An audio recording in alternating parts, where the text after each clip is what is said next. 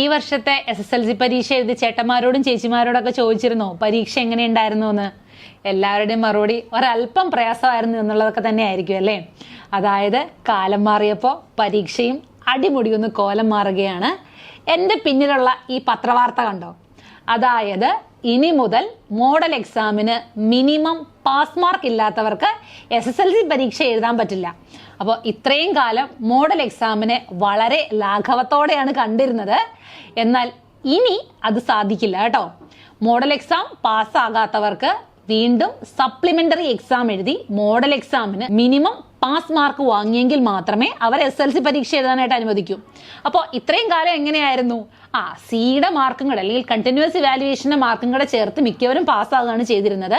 പക്ഷെ അതുകൊണ്ട് വിജയ ശതമാനം കൂടുമെങ്കിലും വിദ്യാഭ്യാസത്തിന്റെ ക്വാളിറ്റി കൂടുന്നില്ലാത്തത് കൊണ്ടാണ് ഈ ഒരു പുതിയ തീരുമാനം. 10ാം ക്ലാസ്സിലേക്ക് കയറിയപ്പോൾ തന്നെ നന്നായി പഠിച്ചു തുടങ്ങണം എന്നുള്ളത് മനസ്സിലായില്ലേ? 8ാം ക്ലാസ്സിലെ കൂട്ടുകാർക്കും ഒരു ചെറിയ പണി കിട്ടിയിട്ടുണ്ട് അല്ലേ? അവർക്കും 8ാം ക്ലാസ് പാസ്സാകാതെ ഇനി 9ാം ക്ലാസ്സിലേക്ക് പ്രവേശനമില്ല. അത് വളരെ ഒരു നല്ല തീരുമാനമായിട്ടല്ലേ നിങ്ങൾക്ക് തോന്നുന്നത്?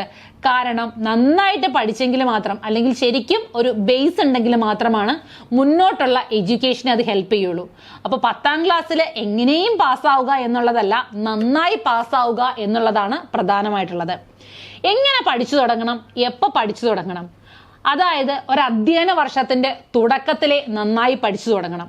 തുടക്കം നന്നായാൽ ഒടുക്കം നന്നാവുമെന്ന് കേട്ടിട്ടില്ലേ? അതേപോലെ തന്നെ തുടക്കത്തിലെ സയൻസും മാത്സും സോഷ്യൽ സയൻസും എല്ലാം നന്നായിട്ട് പഠിച്ചു തുടങ്ങിയിട്ടുണ്ടെങ്കിൽ ഈ അവസാന വട്ടത്തെ ഓട്ടപ്പാച്ചിൽ നിങ്ങൾക്ക് ഒഴിവാക്കാനായിട്ട് പറ്റും. അന്നന്ന് പഠിപ്പിക്കുന്ന വിഷയങ്ങൾ അന്നന്ന് തന്നെ പഠിക്കുക എന്നുള്ളതാണ് ഇതിന്റെ ഏറ്റവും നല്ല മാർഗം എന്ന് പറയുന്നത്. നിങ്ങൾ കൃത്യമായിട്ട് ഒരു ടൈം ടേബിൾ ഉണ്ടാക്കി അതിനെ ഫോളോ ചെയ്ത് നോക്കൂ. നിങ്ങൾക്ക് തീർച്ചയായിട്ടും അതാത് ടോപ്പിക്കുകൾ അന്നന്ന ദിവസം തന്നെ കവർ ചെയ്യാനായിട്ട് സാധിക്കും. ഇനി എല്ലാ വീക്കെൻഡുകളിലും ഒരു പരീക്ഷ അത് നിർബന്ധമായിട്ടും എഴുതാനായിട്ട് ശ്രദ്ധിക്കണം. ആ പരീക്ഷ എന്താണ്? നിങ്ങൾക്ക് എക്സാമിനോടുള്ള കോൺഫിഡൻസ് ഇൻക്രീസ് ചെയ്യാനായിട്ട് നിങ്ങളെ സഹായിക്കുന്നതാണ്.